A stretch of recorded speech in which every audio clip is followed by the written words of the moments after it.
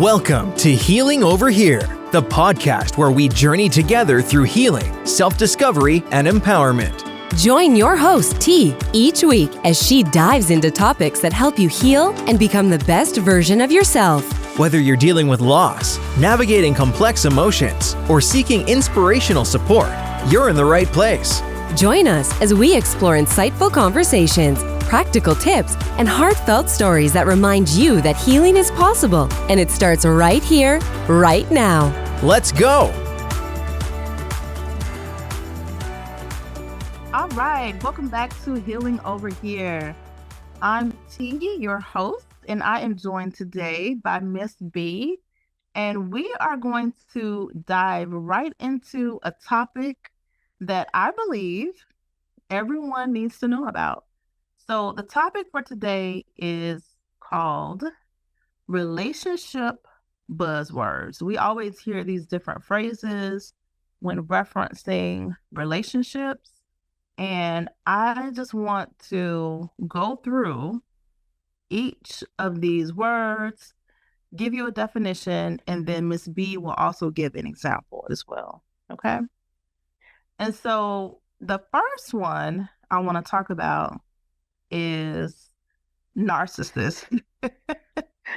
Listen, we always hear about a narcissist. So real quick, a narcissist is someone who exhibits, the narcissistic personality disorder, which is a mental condition, actually. If you did not know, it is a mental condition characterized by a long-term pattern of exaggerated self-importance, okay? A need for excessive attention and admiration, troubled relationships, and a lack of empathy for others.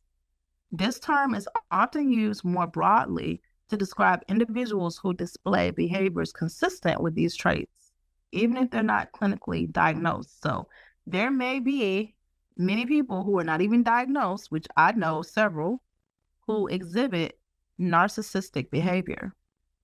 They feel like there's this exaggerated sense of self-importance, a need for excessive admiration, a sense of entitlement. They love to exploit others. They lack empathy. They're envy of others, and they have this arrogant behavior, okay? And they are known to manipulate. They lack true intimacy, and they create a cycle of idealization and devaluation. And they can be emotionally draining, okay? They constantly need praise. They disregard your feelings. They cause excessive blame. They have this superficial charm, and they are quick to anger. Miss B, have you ever met a narcissist? Yes, I have actually. And that comes in, I'm not going to go back over what you said, but all of that is true. I'll just add to it. Also, seeking validation. I think you did touch that. Well, that has to do with praise, as well. Just seeking validation. I feel like every man is a narcissist, in my opinion. And I'm just say that because I feel like, all of the men that I have came across, I feel like it's like they feed off of us, what we give them. They take advantage a lot. They just manipulate us. And I feel like when you're young, when you love somebody and like somebody so much, you're easy to manipulate to an extent. And I feel like they take advantage of that. And when I say that, let me go into detail. When you're in love, sometimes you become blind. And I'm always related to my teenage love episode because I touched base on how I was love blind. Because you develop all these feelings, you kind of just overlook all the red flags, everything that they're doing. And men are smart. And they will sit here and know that they have you wrapped around their finger. They know it, and they will sit here and just keep using you and taking advantage of you and just pulling out of you and seeing how much they would get out of you. And then we sit here and let this stuff happen for a long time. And then eventually we come to our senses one day and we're just over it. And then we come here to our healing stage. So if you are in a situation like that, just stay tuned, because we will have a podcast episode dedicated to how to heal from a narcissist, how to heal from gaslighting, how to heal from manipulation, how to heal from men who then used you and abused you and tore you down, dimmed your light, and just make you feel less valued. We will have an episode dedicated to that. But right now, we're just going to cover all of those things. But a narcissist is something else. I feel like they're mentally unstable. I feel like they belong in a psychic ward. I feel like they aren't humans. I feel like they come in this world. Well, you're innocent when you're a baby, but these habits are developed through relationships and environment and all that stuff, toxic things. But I feel like they really need help, because you're hurting others that ain't even do nothing to you, and then they become a narcissist. Like this thing, all of that becomes a chain. Like, I'm not even gonna lie, I'm gonna be personal. I'm gonna get personal very briefly. In my last relationship, I noticed that some of the habits that they had, I started picking up on that, and I started doing that, becoming toxic, started having toxic ways, and I would carry that into my next relationship. So yes, I believe you can become a sponge from a toxic relationship. Yes, you can.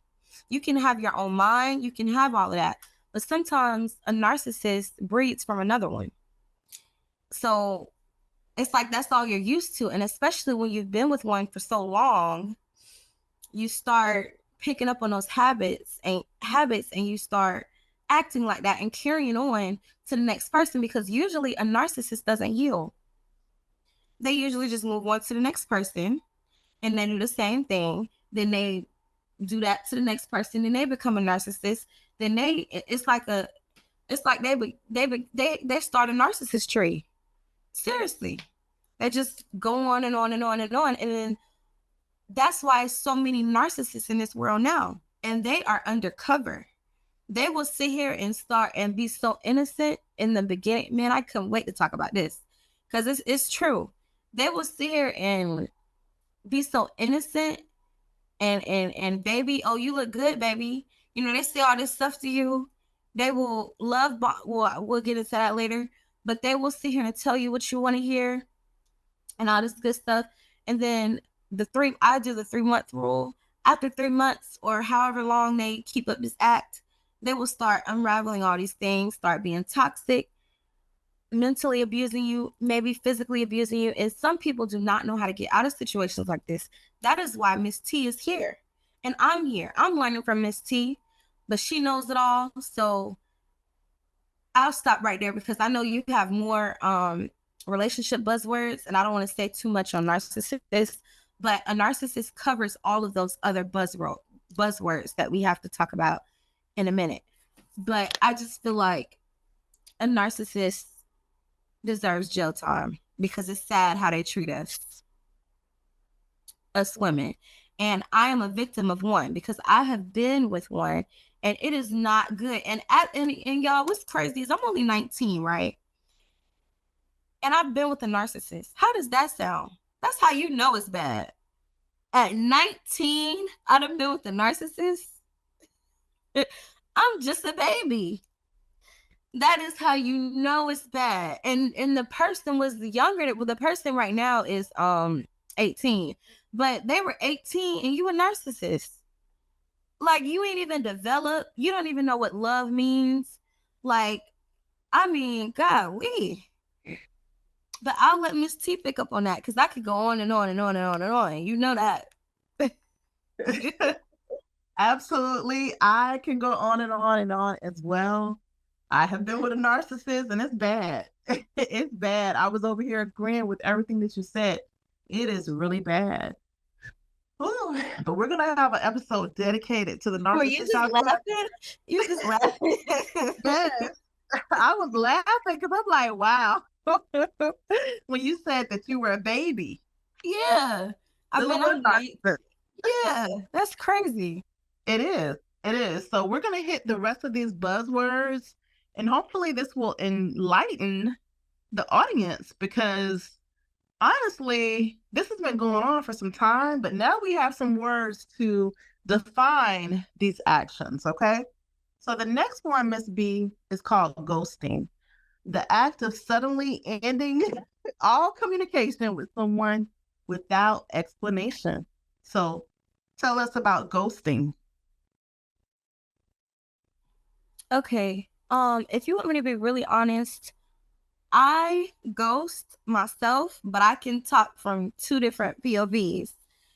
I guess this would seem I guess I would seem like a hypocrite, but I'll speak from both sides because I've been ghosted and I've been a ghoster.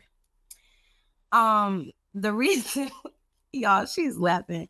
The reason why I was well, no, I'm gonna start with myself. I'm gonna be real. The reason why I ghost is a toxic trait that I picked up, and that goes back to what I was just talking about. I picked that up.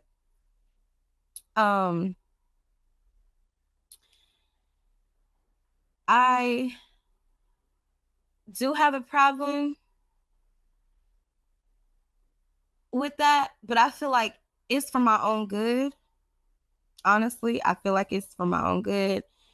The reason why I ghost people is either because I don't get my way. I'm gonna be straight up. I don't get my way, or you know, maybe mad. And I feel like that's just all about being a Pisces, because we do ghost people. Like, once you done rubbed me the wrong way, I will not text you back. I will not call you back. That's just me. Like, for me to really pull from you again is if you would chase me. And I know that sounds toxic, but sometimes that don't even work. I just won't talk to you ever again. Like, I've had people that I have ghosted before, and I just won't talk to you again. I mean, you didn't did me wrong. Bye. You know? That's the reason why I ghost. I feel like I have a valid reason, because I'm the type, I don't do all that explaining. I don't do the paragraphs anymore. I used to do the paragraphs, explain how you made me feel, why you did it, why I think you did it. You can explain that to a person, and a man or a woman will still text you and say, what do you mean? You didn't explain point A, point B, point C, all the way to point Z, the last alphabet. And it's just, you don't know what I'm talking about. So that's why I just say okay, or I just won't say anything, and I just will not talk to you, because everything, and I feel like we be feeling obligated to give someone an explanation. No, you don't. Just leave it. No response is a response. And the response means you don't care about them no more. Just leave it. Bye. Move on. I used to be an explainer. I used to go above and beyond to get my point across. I do not do that anymore. Like, once I feel like I'm over explaining, or I'm sitting here the only one that cares, or I'm in a one-sided situation, we are done. I mean, why do I have to explain what is obvious? You know, and that's another thing. Some people know what the problem is. They know that they're the problem, and they just don't want to. A lot of people don't like to take accountability. That's number one. So if people don't know how to do that, please remove them from your life. That goes back into last episode about losing friends. If people cannot, when y'all get into arguments, when you get into arguments about a person, and I'm rambling right now, but if you get into an argument with a person and you know that they're the problem, they know that they are the problem, and they're still not taking accountability, ghost them, leave them alone. That's my opinion. I'm done with the working out stuff. I done did that for years. That does not work for me, in my opinion. I feel like for my age group, I'm really mature for my age group. I'm ready to have adult conversations about things. I don't care if it was the smallest argument in the world. I'm ready to talk about it and just let it go. Some people like to fester things and hold on to it, which is something I used to do, but I learned from that. And when I feel some type of way around a friend, a boyfriend, whoever, family member, I'm going to address it right away. and let it be.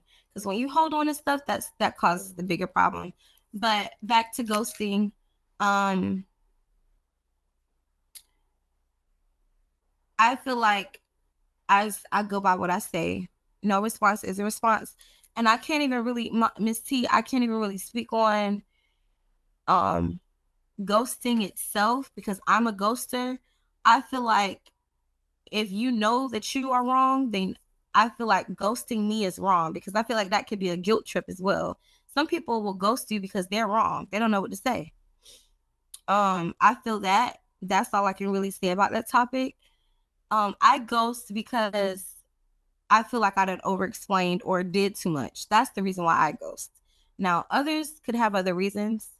I feel like the main reason why people have ghosted me was because they were wrong and they don't have nothing to say. I mean, either they feel bad or they didn't, yeah, that's all I can say about that. Thank you for sharing about ghosting. I am an Aquarius, so sometimes we just ghost by nature. It's just, we think ghosting. Hey, you catch us when we catch us, but it's nothing personal, unfortunately. But yeah, and sometimes, and I'm gonna stop you right there. My bad. But sometimes I ghost as well, just for my well-being, just for peace. Because I mean, sometimes we need breaks from being on our phones all day. I feel like sometimes when you have so many people texting you, you get overwhelmed and you're like, okay, I need a break from my phone. And some people do take it personal. Like all of my associates and Jada, my best friend, I tell her when I don't talk to you for a few days, don't take it personal. I'm just going through something, but I would have to communicate that. I feel like if we are friends and you have these phases and things that you go through, communicate that with me. And we do, which makes it okay. Like me and Jada will not talk for a week and then we'll see each other, act like nothing even happened. Right back cool. Not even back cool. We've been cool, but it's just like, it's like nothing happened at all. So I feel like it's good to have people in your circle that understand that it's nothing personal if you do have those moments in life, because life be life, and sometimes you don't want to talk to nobody. I've even had days where I don't even answer my phone. I don't text nobody back. I mean, that's just for me, and there are some people that have taken it personal, and I have lost associates like that because they think, oh, you fake, you this, and I ghost them right then and there again. I don't explain nothing. Okay, go ahead. I'm sorry. Next up, gaslighting. So gaslighting, by definition, is a form of psychological manipulation where someone makes another person question their reality or sanity. So, Miss B? I love this episode, this podcast. So for gaslighting, I feel like I have been in situations where somebody will literally try to trick you to believe that you are the problem and you are not. But see, that's why I'm majoring in psychology right now, because I can flip that stuff right back on them. And plus, just me knowing the knowledge from Miss T, I can do the same thing they can do. But in my opinion, I feel like gaslighting is crazy to me. And that has to do with accountability. Some people gaslight because they don't have a sense of themselves. They try to lower other people's self-esteem. They try to make you look crazy. They try to flip the script. And I feel like it's really sad that people do that. I've personally never done it before because I feel like I talk like I have some sense to everybody. I don't try all them tricks and stuff like. And that's another thing. People be trying these little tricks on people. I feel like you should just be you. Like gaslighting, manipulation, that's psychic things. That I feel like that's not even you for real. I feel like that's like almost like your ego in a way. I feel like that stuff is deeper than, I don't know, y'all. It's just, people are just crazy to me. That's too much. If I have a sense of you trying to trick my mind and do gaslighting and all that crazy stuff, that is just too much for me. Like, just be yourself. I mean, the lying, the blaming, the denial, because people will try to act like nothing ever happened.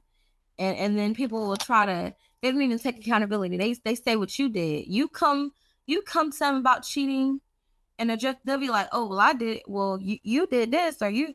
I'm like, this ain't about that. This is about you. That all goes into accountability. People cannot stand it. People cannot stand being real with themselves. And I feel like that's a hot topic too, because people just do not know how to be real with themselves.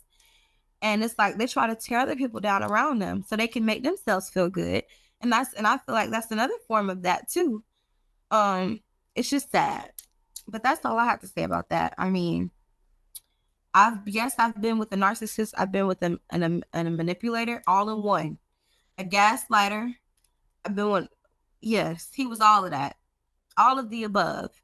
And it broke my mental down. Like, I put him before anything else. And I will give advice to teenagers now. Please, when you feel yourself losing focus because of another person, I wouldn't say cut that person off, because it's really you, it's not them. But just stay focused. Maybe limit the time that you're giving them, the energy. Because sometimes, like, I notice that I get attached to people and I start putting them in front of me. Like, it's crazy. It's crazy how much a human can affect you. But I have mastered that now. So, well, wait a minute, because I lied. I'm not going to say that I mastered it, but I will just never do it again. That's for sure. I guess that's mastering it. Never doing it again. I'm still learning this relationship love stuff. I really just want to remain single and just talk to people the rest of my life, because that one narcissist I was with, and I can't even believe I'm having this conversation because I'm just 19 years old. Like, I have been, but honestly though, one lady told me, she said that it's good that you're going through this stuff now so you can be the strongest woman ever. Because some people, they're weak early, very weak, and they don't deal with nothing. They don't deal with life. They don't experience anything. And then they stay a weak woman as well. So I feel myself day by day, learning life and love, going through these things. I'm feeling that I'm getting stronger and stronger and stronger. And I'm about to be made out of steel in a minute with these men, because they trying me. So that's a good thing though. That's a good thing though, because, you know, I feel like us women, we be wearing our hearts on our sleeves so much. Yeah. It's like we quick to give our hearts out, but they not quick to give theirs. That's another thing. I'm rambling again, but this just came to my mind. And you also have to be careful. And this goes back to the last podcast, Losing Friends. I'm going to just say this little tidbit. Be careful of who you're around, because people won't tell you nothing, but it's so invested into your life. They want to know all about you, but they don't tell you a thing. They don't tell you nothing. And we're sitting here giving them information, and they don't even open it. So that comes into narcissists too, because they will sit here and slap stuff in your face. You'll tell them something, they'll slap it in your face, like, oh, remember you did this, and try to man, they are not humans. They deserve jail time. But go ahead, Miss T. Okay. So next up, breadcrumbing. So by definition, sending sporadic but non-committal messages to keep someone interested without intending to pursue a serious relationship. So basically, they're just stringing you along, giving you a little bit here and a little bit there to keep you on this string. So go ahead, Miss B. Yes. Okay. So breadcrumbing is actually in a situation I'm in now. So I had to block this person. It's an ex that I talked about. He probably does want to pursue something with me, but I don't want to pursue something with him. But I feel like he know we're not going to work out. And it's kind of like him breaking no contact, because, you know, it's always that stage after you break up, no contact. One person can't hold it up. So they reach out. He's the one keep reaching out to me. he keeps saying little things, sending me TikToks, trying to, gain a reaction from me to see if I'm available. That's another thing. You cannot seem too available, y'all. Sprinkle, sprinkle. You cannot seem too available to these people because they will, especially in no contact. Like, if he hurts you, just leave. Just don't even respond. I'm not going to even lie. I actually engaged when he was breadcrumbing me. I gave him a reaction, and he didn't even respond. He just wanted a reaction out of me to leave me undelivered. And look how dumb I was looking. So when people do that, just don't even say anything. Matter of fact, try to block them. So even if you do text them, it won't even go through.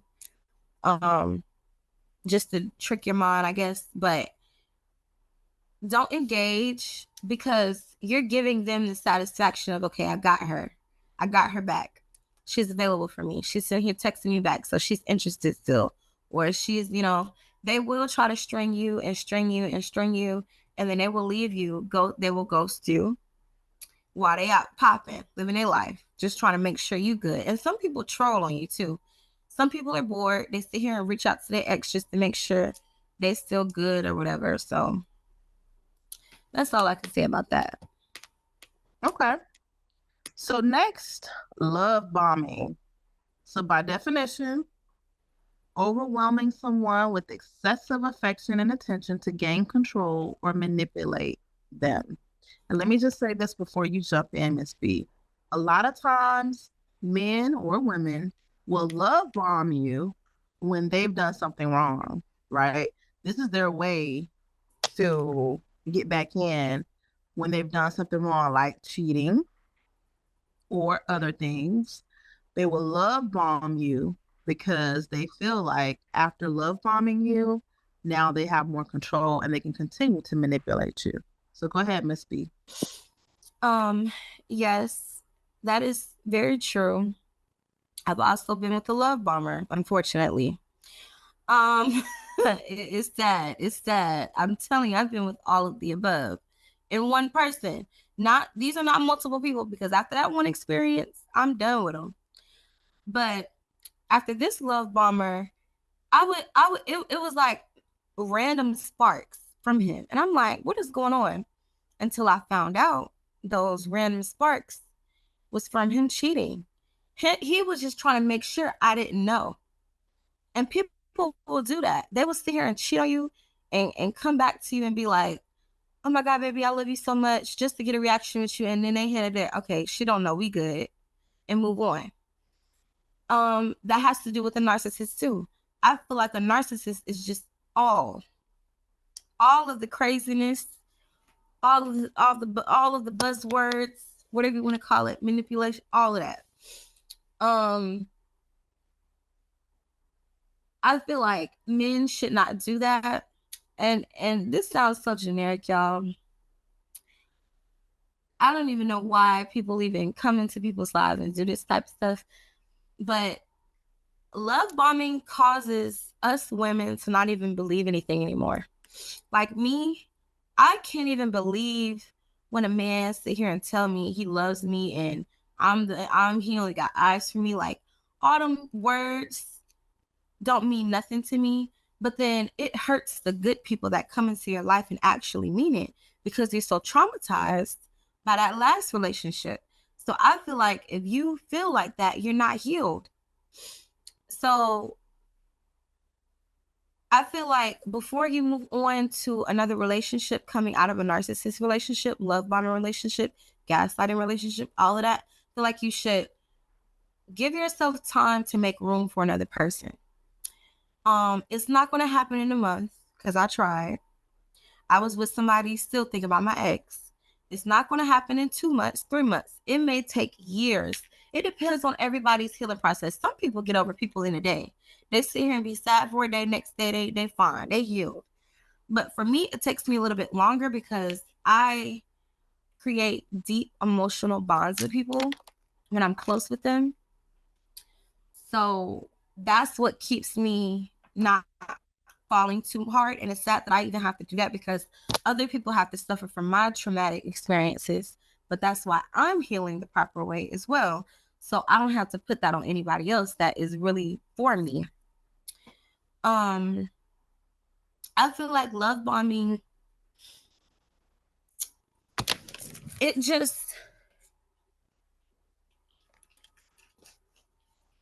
kind of hurts to, I mean, really, it just goes back to just, like, I feel like once a girl finds out that you done love bomb her, she will never believe anything else you say. It breaks a lot of trust. You know, I've been loved bombed. So, I mean, I done been told the most sweetest things in the world. And that was because he was cheating. They will try to just gain you back. They're just guilty. And it's crazy because all of these different people in the world do this stuff. How can they even sit with themselves and be like, I mean, after they do this stuff, they be like, dang, I shouldn't have did that. Like some of these narcissists, they don't even care if they hurt you or not. They don't feel bad. They don't feel bad at all. Like even after the fact, after you done broke up with them for that fact, but for that reason, they still move on to the other person. Like it's nothing.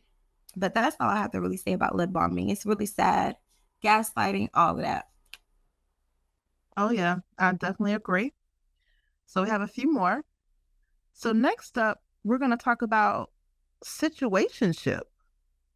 And this is a romantic relationship that lacks clear definition or commitment. So situationship. And I have seen a lot of people, they have no definition on what they are. They might be intimate, they might not be, they hanging out, they doing this, they doing that, but there's no clear definition. So that's a situationship. So give us your thoughts on situationships. I was also in a situationship. Oh boy. I know, right?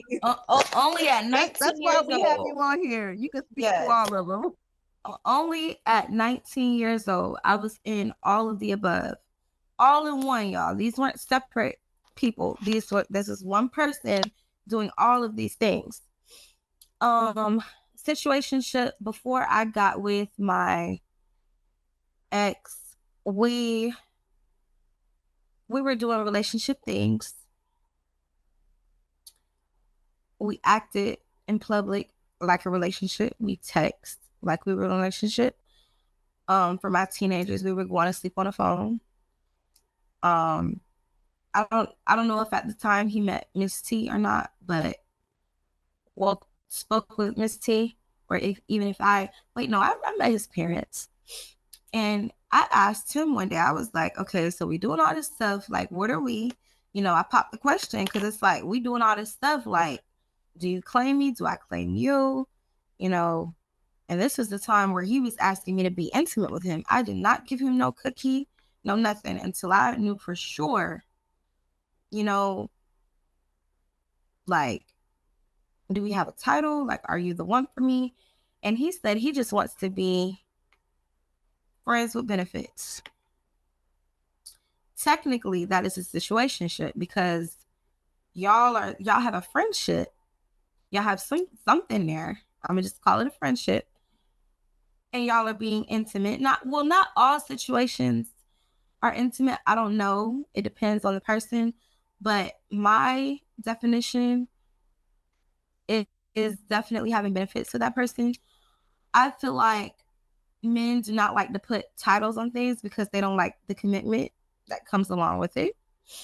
I feel like you should not, and that also comes to love bombing, because a male will still love bomb a girl and they will not put a title on it. I feel like it's pretty stupid to me because it's okay to be in a situationship, but don't lead me on, you know, if this is as far as it's gonna go. And I feel like men are very clear of what they want. Maybe they are, but they don't. Well, no, they're not. They're not, because if they were clear, it would be a lot more smoother in this love life. If they are clear, they sit here and show you one thing, but they tell you another. It's like they sit here and give you the world. Well, not even give you the world. They tell you what you want to hear. And it's like, okay, but you don't want to be girlfriend and boyfriend? Like, what are we doing? So that just narrows it down to just leading on. I feel like leading on is very stupid. I feel like, and I'm not even going to speak on other people, me, I am way too grown to sit here and be in some childish situation. I feel like we are both adults. We should be talking to each other, telling each other what we want, and seeing if we align with those wants. Because if you ain't looking for something serious and I'm looking for something serious, then we don't need to be. Like, I'm not going to sit here and have you in my loop circle and you don't want anything as far as a situationship. Like me, I'm dating to marry. And as young as I am dating to marry. I am over my talking stages. I'm over sitting here interviewing. All these interviews is driving me crazy because they all saying the same thing. I'm like, listen, I'm about to make me a personal profile in a minute and just send it to everybody and be like, hey, do you meet the... I mean, do you Why meet not? Why not? I mean, golly, all of this, what's your favorite color? Like, I'm getting tired of that. Where you like to eat at? What's your favorite food? Like, take me on a date. Ask them questions in person. All this texting all day, I cannot do it, y'all. I cannot do it. And then it's like one get mad because you texting back fast enough and all of this stuff. But man, I didn't talk so much. I forgot what the buzzword I was on. What was Situationship. okay. Situationships, y'all. Situationships. That's what it was. But I say all that to say, it's just, I feel like men need to just make it clear that that's what they want instead of giving off relationship vibes and not wanting to put a title on it. That's all I have to really say about that. Okay. Well, thank you for that insight, Miss B. So next up, micro cheating. So let me define it. Micro cheating.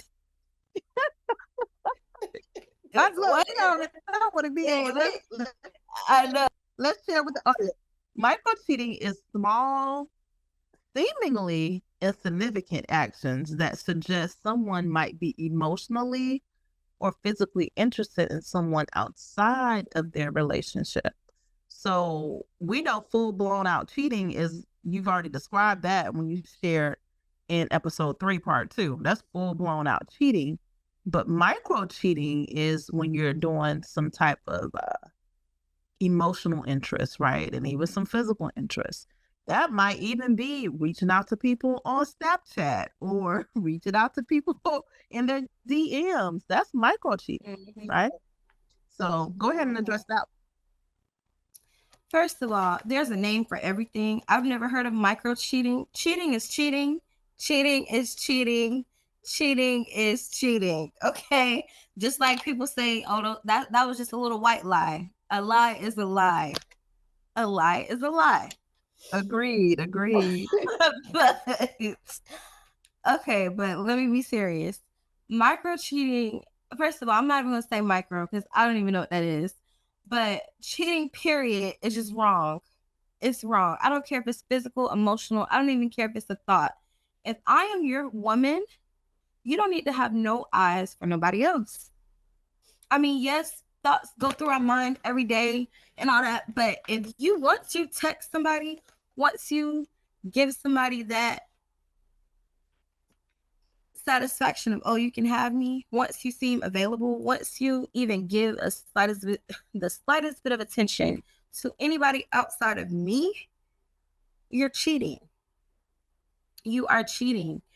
I feel like we definitely are going to do a episode on cheating, period. Miss T is going to be doing that soon. I'm not going to get really too deep in that, but cheating is crazy to me. I mean, I'm still blown about micro cheating. Where is this buzzword at? I mean, They're doing it. Just be there. There are people like micro cheating. well, hey, Well, the micro cheaters need to just stay right where they at. I mean, they're narcissists too, I guess. All of the above. I know you said physical interest. That brings me to social media. So, and I want you all to just comment or just email us. And I want to ask you all, like, how do you all feel about your significant other following a bunch of the opposite gender of them? So basically, like, if you have a man, I'm talking to my woman, if you have a man and he's following a million girls and he's liking their pictures, is that considered, well, we'll say micro cheating? Is that considered micro cheating to you? I just want to ask that just to see what kind of, who is our audience? You know, who is our audience? To answer that question myself, I feel like it depends who they are. If they are celebrities, that is fine. I'm not trying to dim nobody light, but I know they can't have access to that celebrity. I'm not trying to be mean, but I just know. If it's somebody that I know that is local, they are my associate friend, whatever, that's micro cheating. That's cheating, in my opinion. And maybe that's just my teenage mind right now. I just feel like there are boundaries when you're in a relationship with me, because obviously you like the picture. And it also depends what kind of picture. Like, if there's a girl posting her bikini with no top on, well, with a top on, but ain't a lot of skin is showing, then obviously you like what you see. That has to do with physical interest. You like what you see. That is considered micro cheating to me. Well, cheating, period. I just feel like it's so crazy when men do stuff like that, because I feel like they don't know that we are in a world where a lot of girls my age, we compare ourselves to the next girl. Like, there should be no, and it does, and it's not them, it's kind of us too, because we are, as women, supposed to know our worth and not compare ourselves. But at the same time, I feel like sometimes a simple like on another girl's picture that we know can make us question, dang, like, does she look better than me? Let me adjust this. You know, it can cause our overthinking to start. You know, I feel like men don't get that the little things that they do, even if it's on social media, it can mean a lot to your relationship. It can affect your relationship because it affected mine. But then when we do it, we are wrong. It's like men think it's okay to do all of this stuff, this micro cheating and all this stuff. And in reality, let's be real for a second. They are the ones that get caught the most. We as women, and I'm not trying to justify cheating because I am not a cheater, but we can get away with a lot of stuff that we do because we're smart. They don't cover up their tracks. They're very dumb when they cheat. They sit here and have everything exposed. First of all, social media tells it all.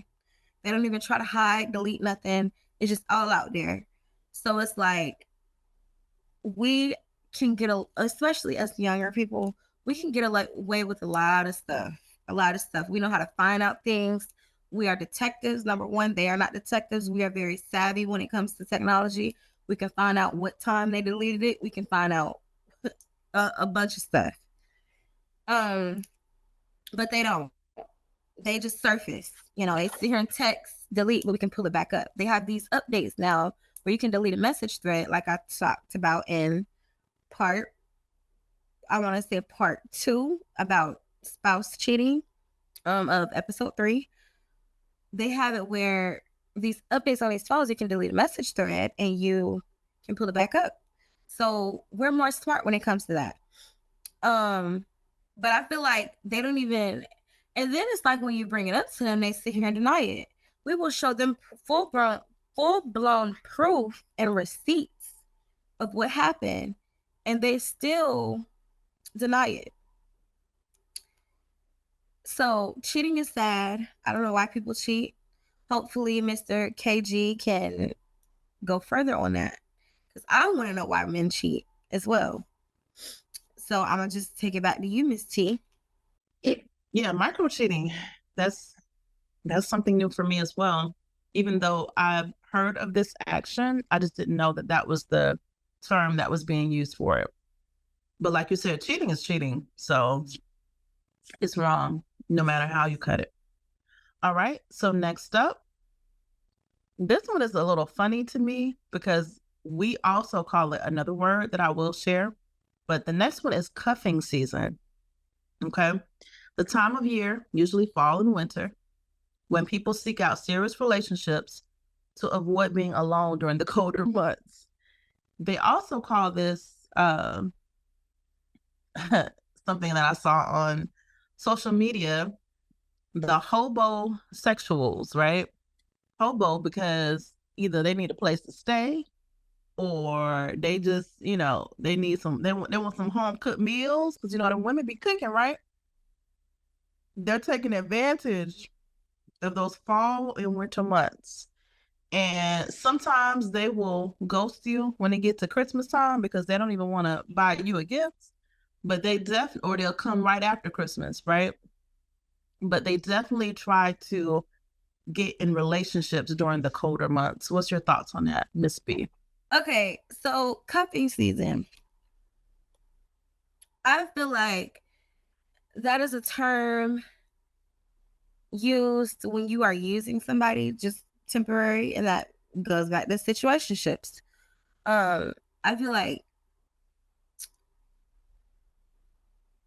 I guess somebody need a cuddle snuggle buddy. I don't know, but and some people are okay to settle with that. I mean, I know some people who have somebody specifically that they just snuggle and cuddle with. I mean, I feel like it's kind of crazy to me because, I mean, you know what? Y'all do what y'all want to do. But me, I will not be laying up with nobody for the winter only and getting nothing out of that. Meaning, we're not pursuing anything. I mean, I can cuddle with my stuffed teddy bears on his bed. Like, I don't know, y'all. It's just all these terms. I don't get it. I thought it was just either we in a relationship or not. Cuffing season, I do not condone. I will never be a part of that. I know that you said it's because you're afraid of being alone. I honestly love being alone. Some people aren't because they keep a man, well, when I say keep a man, they stay in a relationship. Instead of just, and some people don't even know how to be alone. They don't even know what they like to do because it's, they like to, I feel like it's really not even healthy for your mind, body, and soul to stay in relationships all the time because I feel like that's really not good for your mental health because who are you? What do you like to do? And that's why people be so hurt and crazy when they are single because it's like they don't even know what else to do. Their only fun is to go and be with a man. Their only fun is to go out and be with other people or be in big groups of, they don't know how to just sit in their house and just chill every group and just have some me time. See, me, I love being alone because I don't like to be bothered by somebody else's energy. And I noticed that because I have my little moments where I just, I just block everything out. And I feel like we should have, and that brings me to mental health days. I feel like we should all have mental health days just to be alone. I feel like it is healthier to be alone sometimes, to just know yourself and learn yourself. Because when you're with someone, you really kind of don't have much time for yourself for real. It's always about the other person, and that goes in both parties. And like me, especially a person with attachment issues, you may lose yourself with someone else. Like you can literally lose yourself. You like before you thought you knew yourself and you were this way, but then when you get with the other person, you lose yourself. And now you have to relearn yourself when you're out of that relationship. So that's what comes to me when I think about that. I know some people personally who partake in cuffing season. They just have snuggle cuddle buddies. I support whatever they support. I won't be snuggling or cuddling with nobody just for a season. That's just my opinion on that. Okay, I agree. And it's definitely when a person does that, they definitely have themselves in mind. It's almost like they're being selfish. They're just trying to get something out of the relationship, you know. Like I said, either a place to stay or, you know, a plate of food on a regular or a place to wash their clothes. Like they have a purpose behind that, you know. They want a nice warm home to go to. So be careful of anyone that's trying to do that. Okay. So we have a few more to cover. Now, this particular one I hadn't heard of, but I do know the definition. So, orbiting. Okay. So, orbiting can best be described as lingering in someone's online presence as a potential love interest without ever getting close or sticking around after a romantic relationship has ended. So many people fall into the trap of overanalyzing that orbiting behavior because they're desperately seeking clues about the other person's feeling. However, this often ends up being a waste of time and energy. So speak to that, Miss B. I think another word for that would be stalking. Sometimes, yes, ma'am. I feel like sometimes when, and that can come, and I've also been I've been stalked as well. When you're coming out of, so I think this one is more so online. So like they're following you, they're viewing. Yeah, that's what I'm talking about. All your social media content. Right. So this is online orbiting, which could be a form of stalking, but they're doing all this stuff online. So they're checking you out online all the time. Right. Right. That's what I'm talking about. Like stalking. Yeah, I was gonna say stalking online, you know, checking your page, seeing what you're doing, making fake accounts. You know, people have done that to me before. I get it. You trying to figure out how I'm feeling because I'm not responding to you. You trying to keep up with my life. I get it. But you know what? I also love it too. I get it and I love it because I want you to see me thrive. I want you to see that I'm over you. I want you to see that you didn't stop nothing, because usually when people break up and stuff, they just go ghost. They deactivate their account. They do the most. I personally don't do that because I'm gonna keep going in life. I have been stalked online before. There's this thing on TikTok now. You can check reposts. My repost has been checked, and I'm not even gonna sit here and say that I haven't stalked anyone else on social media because it happens. You know, I feel like when we broke up, because it was a mutual feeling. When we broke up, I did go on their page to see, you know, we've all done it. Like we've all checked somebody's page before. We all have. And I'm speaking from a teenager. Now, when I get older, I'm not going to be doing all this. I will never do it again anyway. But I'm not going to say stalked. I've probably looked at their story a few times and that was it. Because all I'm going to say, that orbiting, stalking, whatever you want to call it, only keeps you attached to them longer. It only keeps them attached. It only keeps you attached longer. I feel like to heal, and I'm so glad that you brought this up, because healing comes from stopping all of that. Like, to get over somebody, you literally have to block them out on everything. Like, if you keep stalking that person, you will forever be attached. I promise y'all, because it has happened to me. You keep checking their page, looking to see what they're doing. You keep checking this and checking that. It's going to hurt you even more, because you're going to end up seeing what you don't want to see.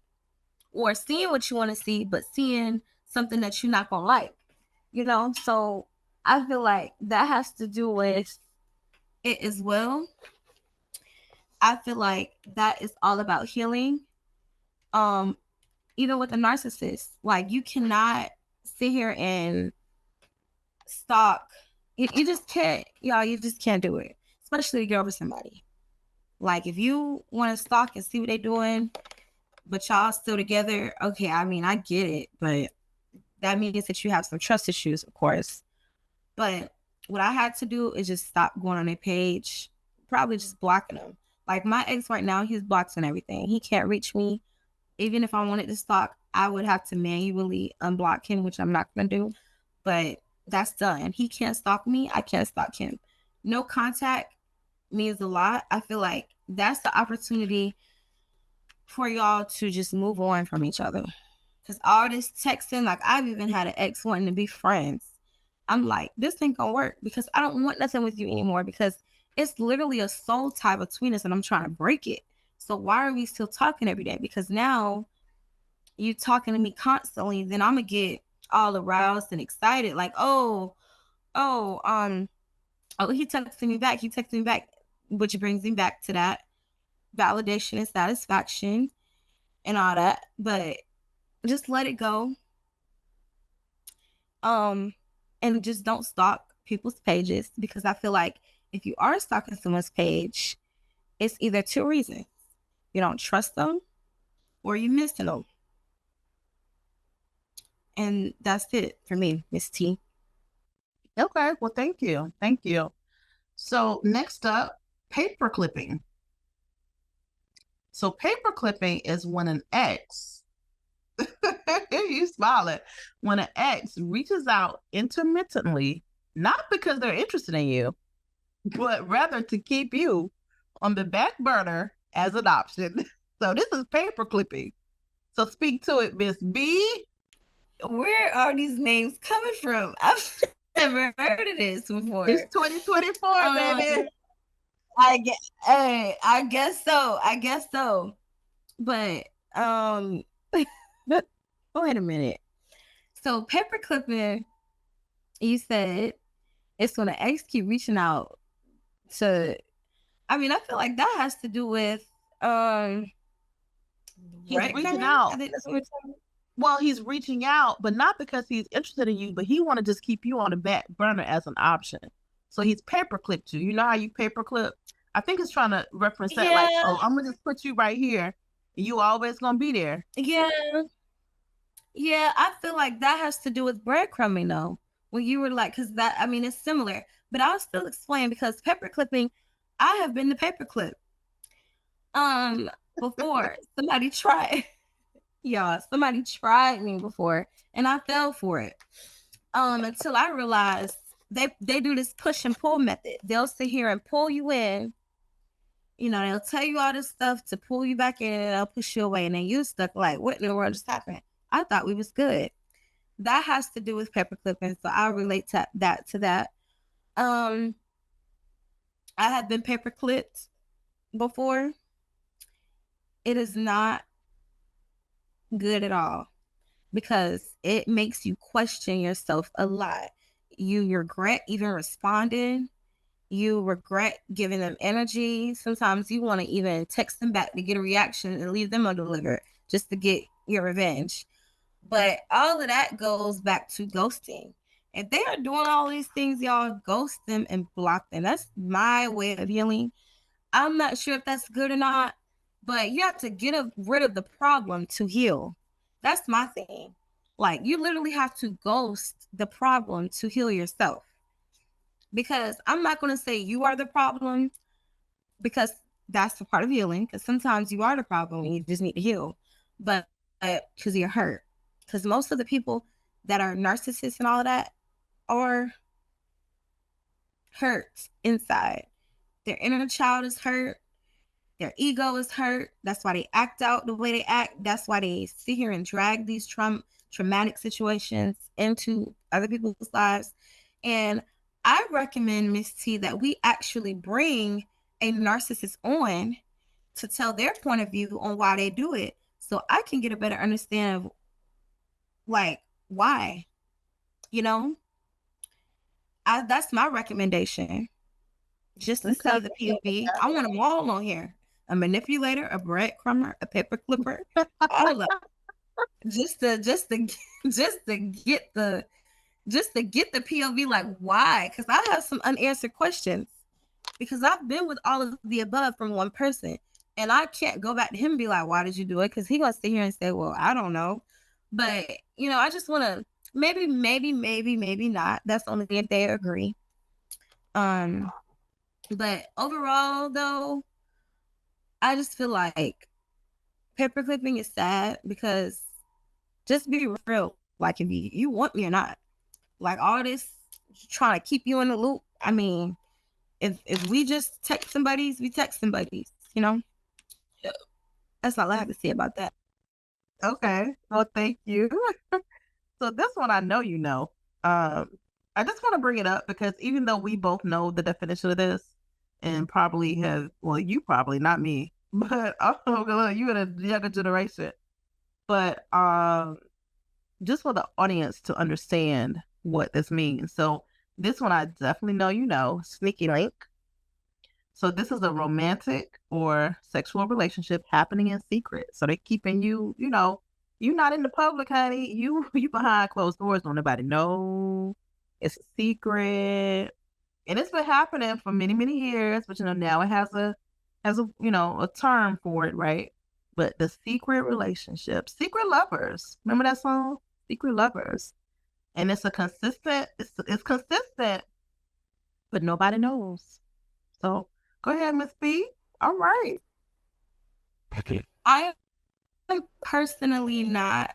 Now I can't relate to this one. Now I've related to the other ones, but I cannot relate to this one. I will never stoop down to a sneaky link because I feel like y'all are just strictly just being intimate. Now there are some people that do it with no feelings attached.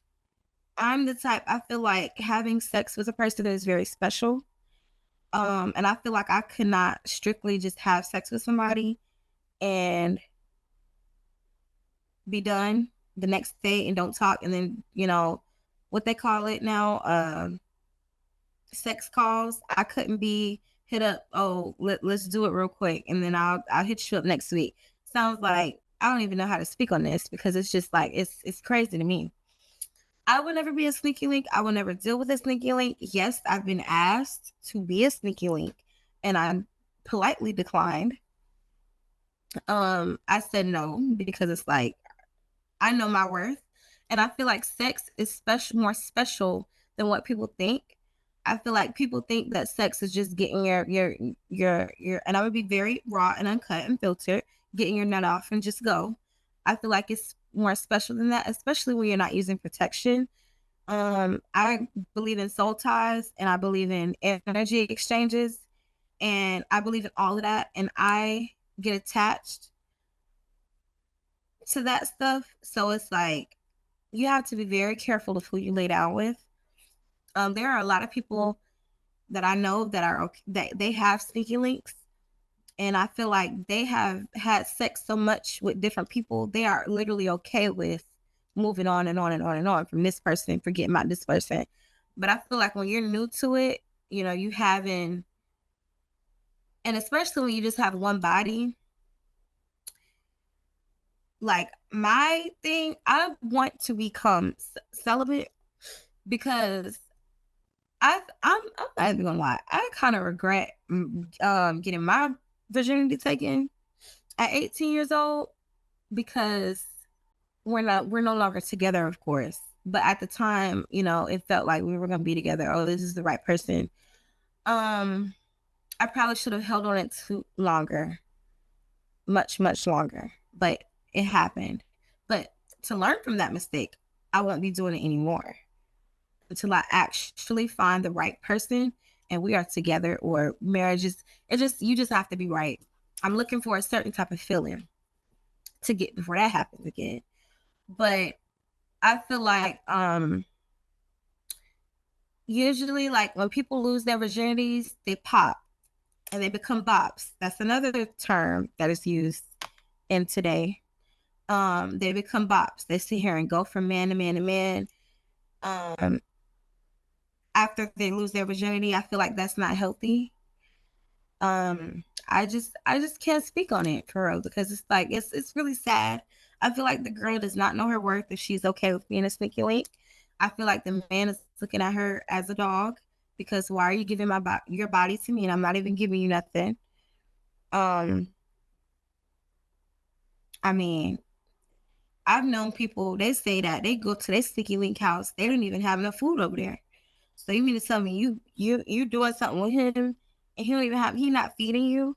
Like, at least get something out of it. Like, I don't know, like some stuff, I'm not trying to justify people settling with it, but if you're gonna settle, at least make sure you're getting something out of it. You know, like some people just, I don't know. But what's your thoughts, Miss T?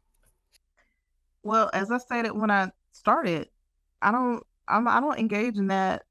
I don't know a whole lot of people in my real circle of friends who deal with that in terms of women.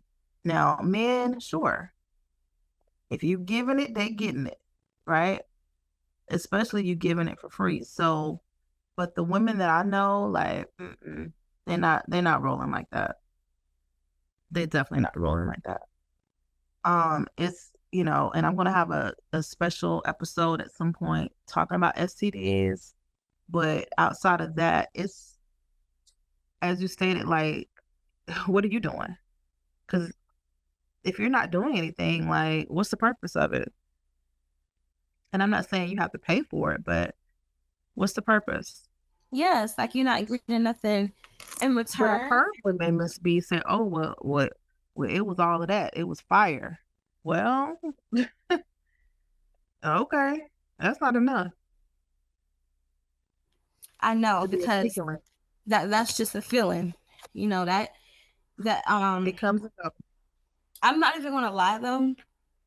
I do have a recommendation for people, because some sneaky links, they just keep wanting it. And some people are sex addicts as well. That's Oh another yeah, reason I've why talked about that. sneaky links, Mhm.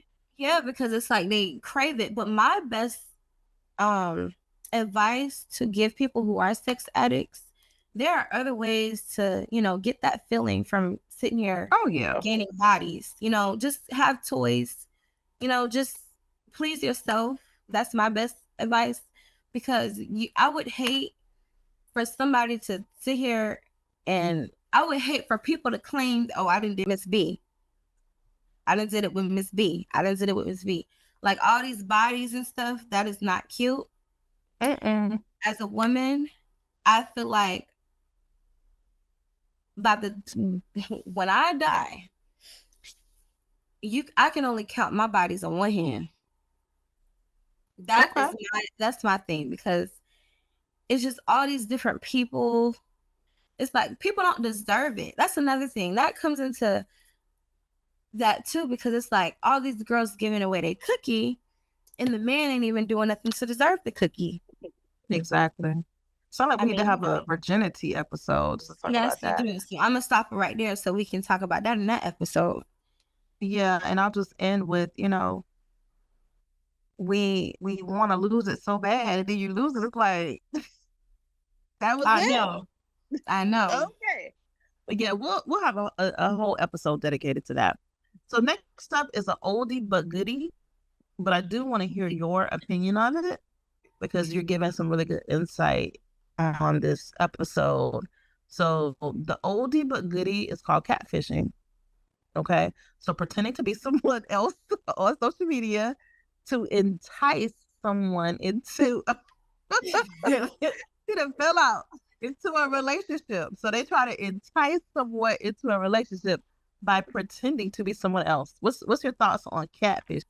I feel like I don't believe in social media. Anybody that I have talked to, I have met them in person in a mutual setting. I don't really go for online dating. I don't really go for somebody sliding in my DMs talking to me.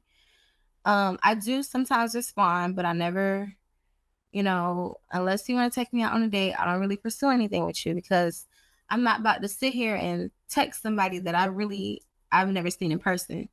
All of the people that I have dealt with, I have seen in person. Either I done went to school with them and lay eyes on them. A lot of people are catfishing, and I feel like a lot of women need to be very careful of that, because that can become very dangerous. And linking up with guys. I mean, I've even had people that ask me to come over to their house. Like, I could rob you. And that's another thing. Men are so like dumb. Like, you so quick to sit here and send your address to me. Oh, come over, babe. Come over. I could rob you. Like, you know, and I feel like that has to do with safety too. I'm not really a fan of that. I mean, when a person is just wanting me to come over so bad, like, what you got going on? But catfishing is just dumb to me. I mean, be your real self. I mean, I don't even know why you trying to fake it. I guess they're trying to, maybe they're insecure of themselves. I mean, I know somebody who took another picture of somebody else making it seem like it's them. And then when they meet in person, the person's shocked. Like, who is this? Did I text the wrong person the address? You know? So that's my insight on that. I meet people in person, or the people I've talked to, I have seen in person and laid eyes on, because I don't even play that.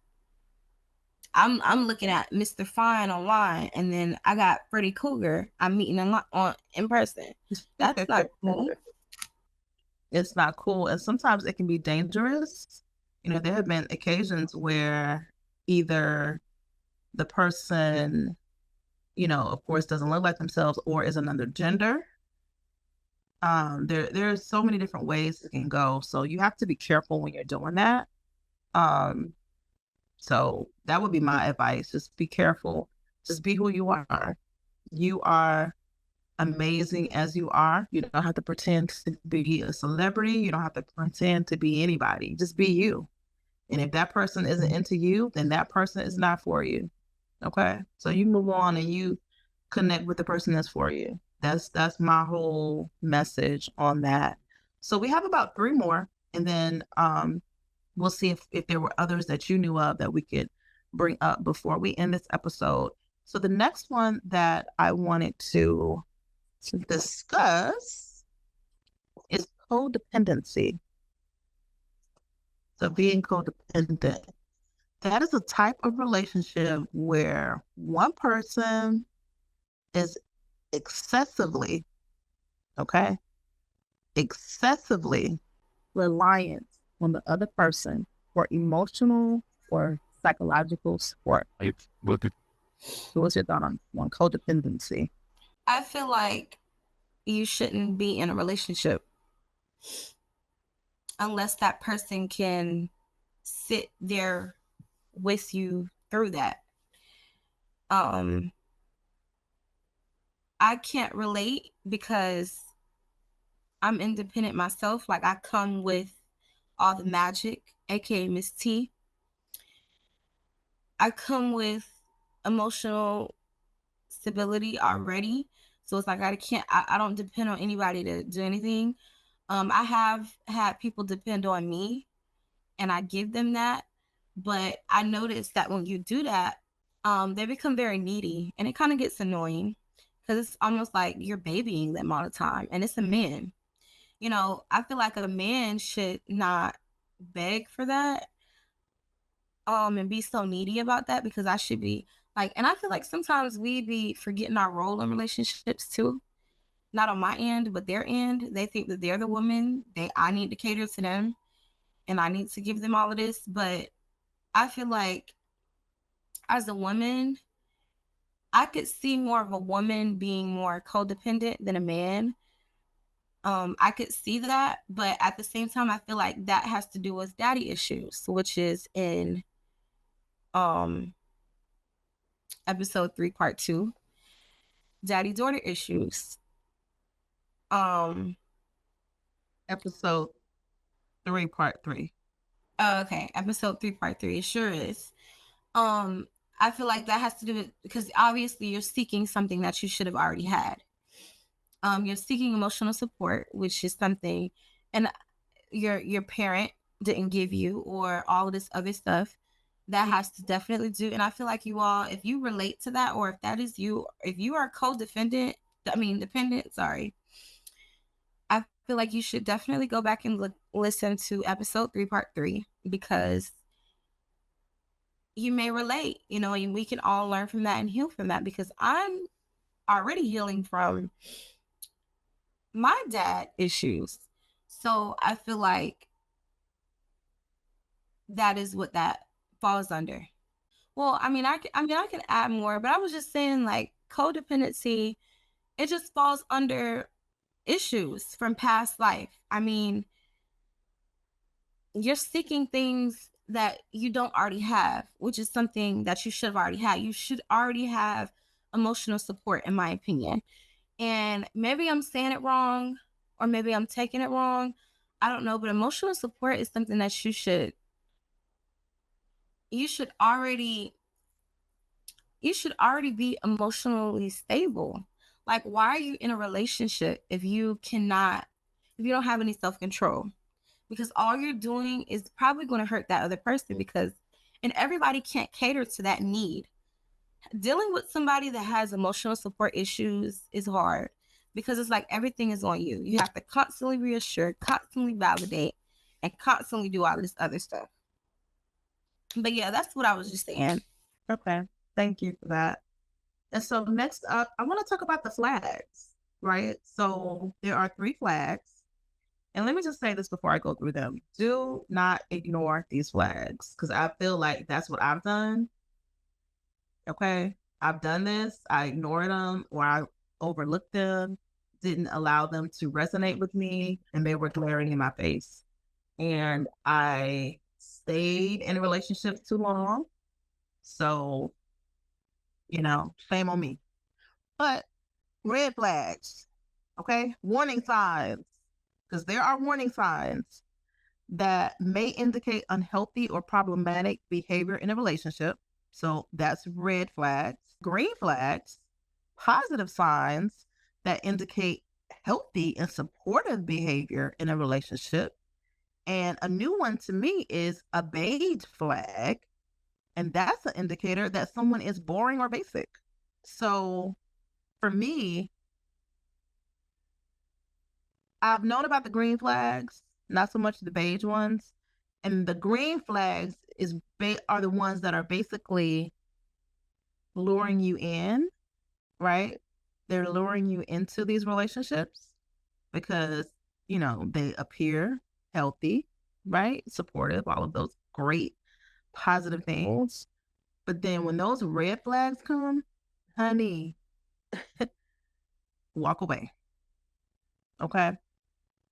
Because they are going to indicate the unhealthy or problematic behavior in a relationship. And so after Miss B goes through her response to the flags, I will give you some examples of red flags. So go ahead, Miss B.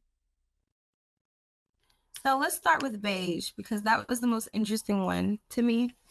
For beige, I feel like healthy relationships may seem boring to others. Like when things are going too good and perfect and how was your day, good morning, and all this good stuff every day, all day. I feel like that could be considered boring to people, because some people like arguments. Some people like stuff like that.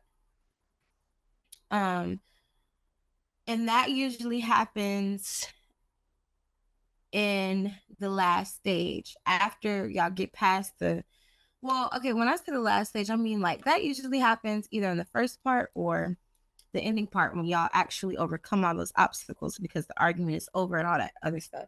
I've never been to the beige stage, but hopefully I will.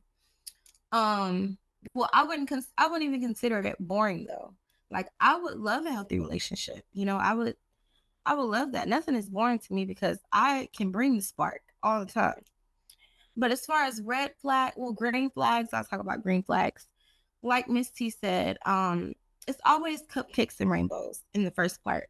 You start thinking this is your soulmate. You start thinking that this is the one for you. You start thinking that this is the most perfect person in the world, right?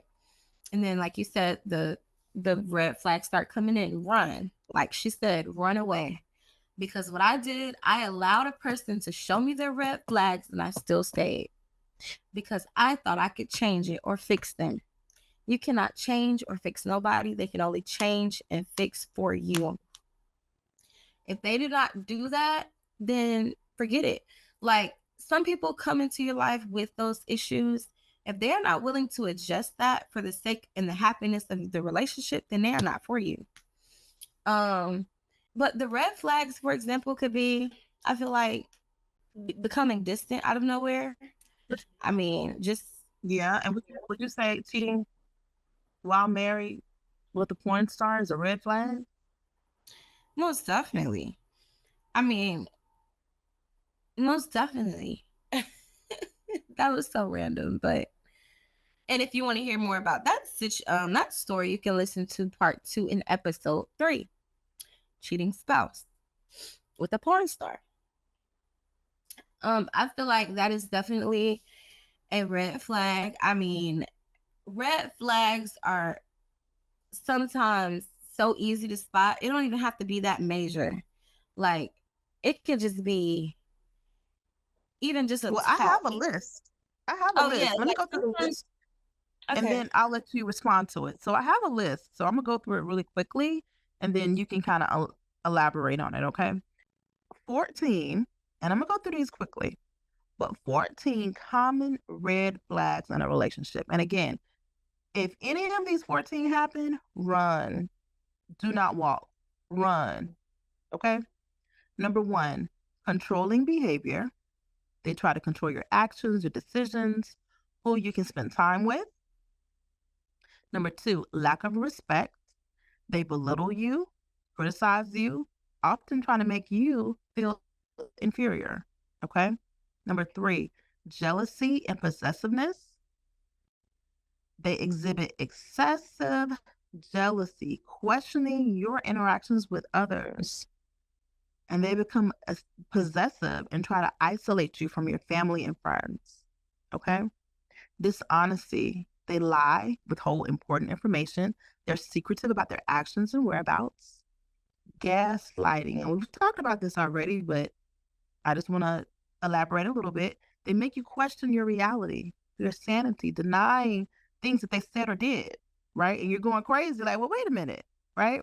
And they downplay your feelings and make you feel like you're oversensitive. Number 6, blame shifting. They never take responsibility for their actions, and they always blame other people.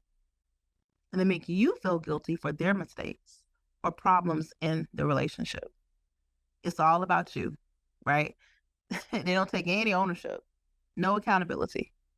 Number 7, frequent criticism. They constantly criticize your appearance, your behavior, or any of your choices, and they use hurtful language or sarcasm to undermine your self-esteem. Okay, I've encountered that before. Number 8, emotional manipulation. They use guilt, fear, or obligation to manipulate you into doing what they want. It's all mind games. They're playing so many tricks on you. They're going to play the victim and avoid responsibility to gain sympathy.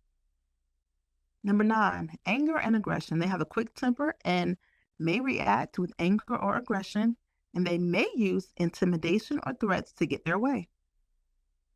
Okay? Number 10, lack of empathy. They show little to no empathy for your feelings or experiences.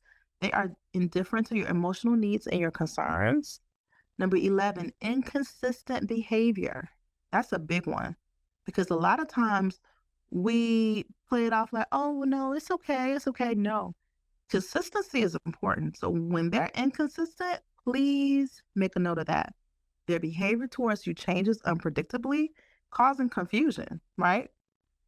They may be affectionate one moment, and then the next moment they're distant or hostile. Like, what's Dr. Jekyll, Mr. Hyde? Like, what just happened here? Number 12, excessive dependency. We talked a little bit about that earlier. They rely on you excessively for emotional support and validation, and they may discourage you from being independent. Like Miss D, she has her own business. Someone may discourage you from even doing that. Don't support you, right? Or you're just trying to pursue your interests. 2 more. Number 13, rapid intensity. The relationship moves too quickly with declarations of love and commitment early on. Okay. I mean, and I have known of people who get married within 30 days, but you have to really watch why is the relationship moving so quickly, right? They push for rapid progression in the relationship without considering your comfort level. So kind of dig into that. Number 14, isolation. They discourage you or prevent you from spending time with your friends and family, and they create an environment where you feel isolated and dependent on them. So those are my 14 examples of red flags. Run, sister, run, brother. Miss B? Yes, I totally agree with those. Those are definitely red flags. I feel like a lot of us definitely. Oh, the last one you said about just moving with quickness. I feel like some relationships move with quickness because we're either trying to get over somebody and we're trying to jump into that relationship, or we're just so desperate for love. I always believed in good things taking time. They do.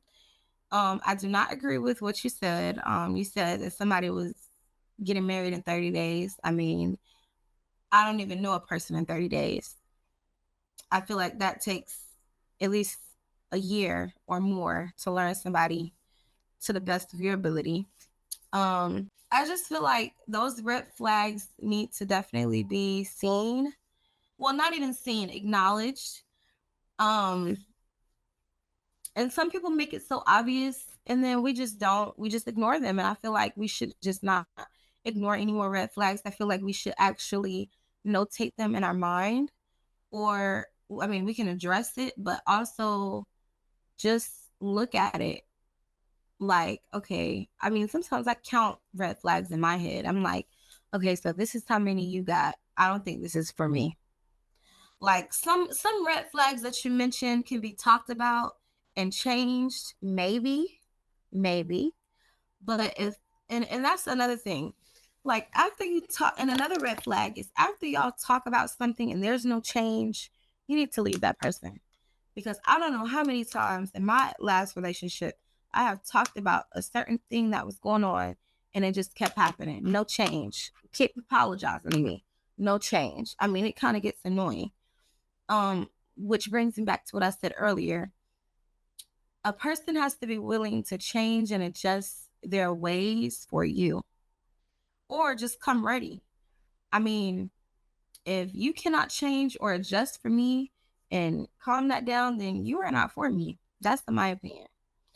I mean, it's just like she said, like Miss T said, run, do not walk, run. Because red flags is something that I feel like a lot of people overlook because you're so in love and you just want this person so bad. And, you know, you thinking you can change a person, and you cannot. You cannot change a person. I tried it. You can't.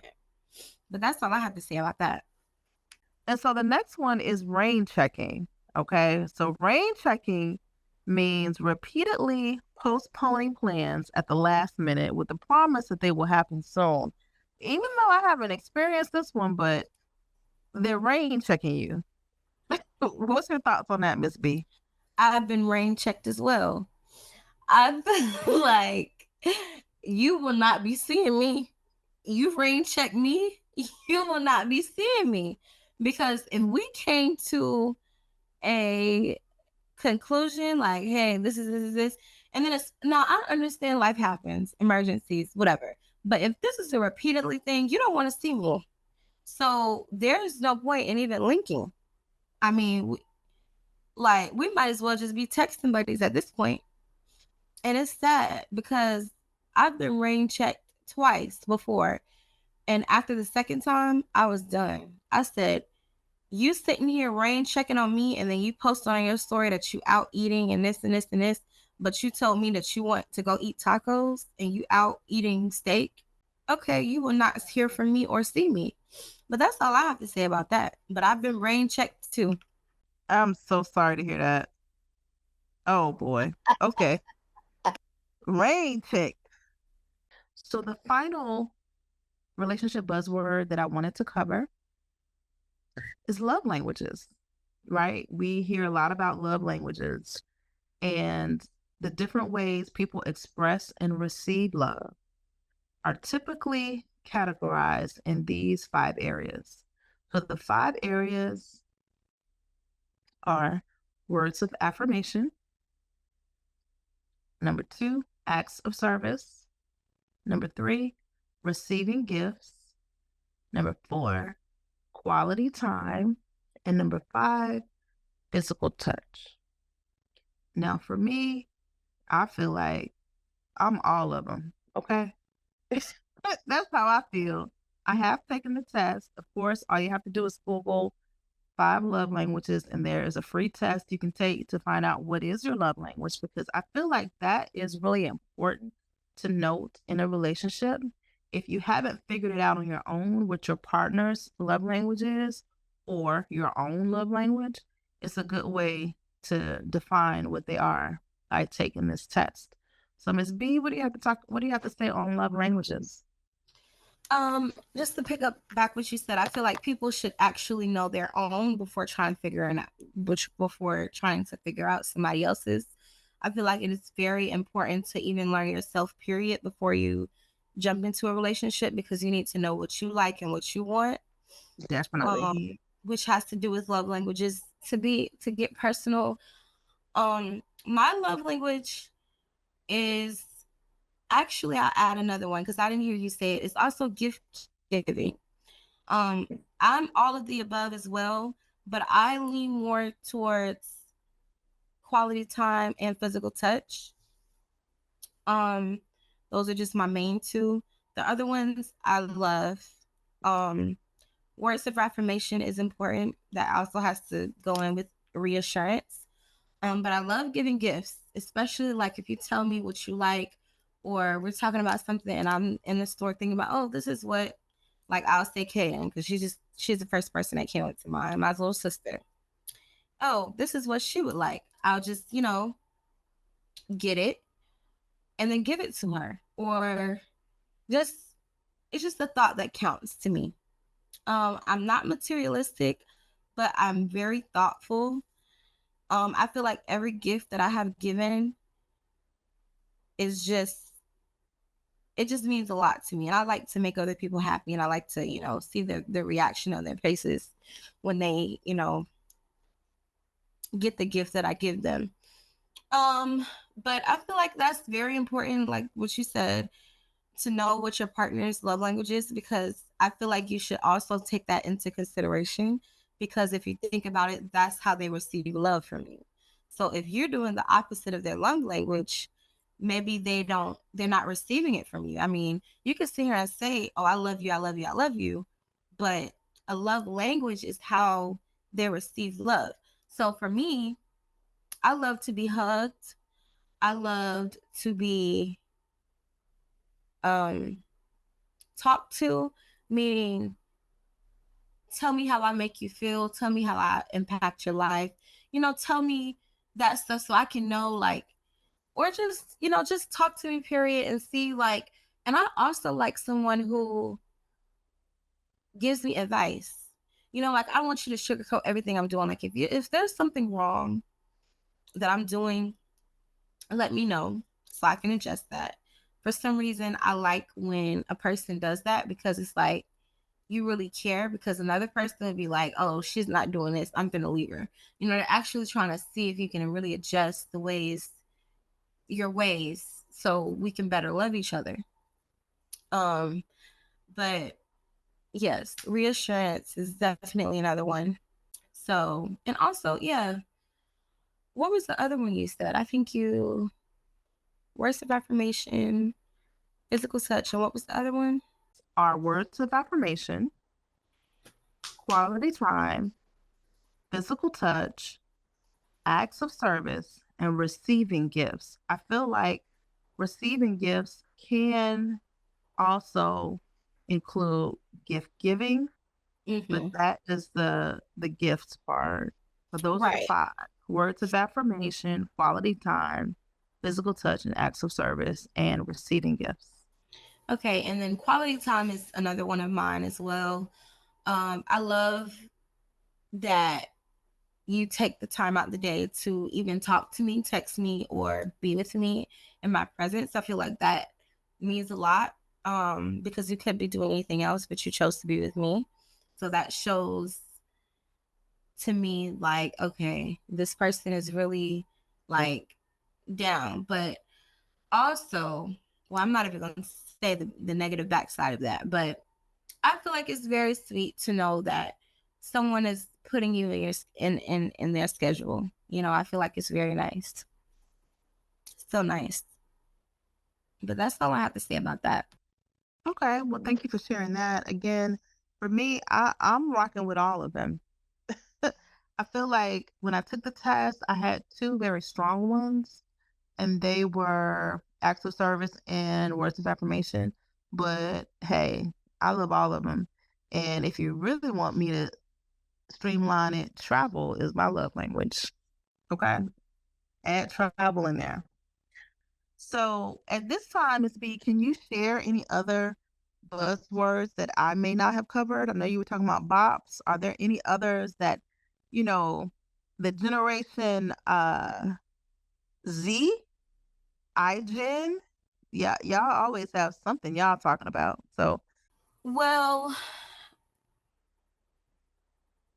from the top of my head, no. But to pick back up on Bops, Bops is somebody that doesn't have a soul, just having sex with anybody. Just going from person to person to person to person. I mean, I think that has to do with sneaky link, but they're not sneaky. They're open link. They're just openly linking with everybody. Don't care who knows, who doesn't know. They're not a secret. They're just a bot. They're just going from person to person. But that's really it. I mean, a narcissist should say it all. I feel like that covers all of the buzzwords.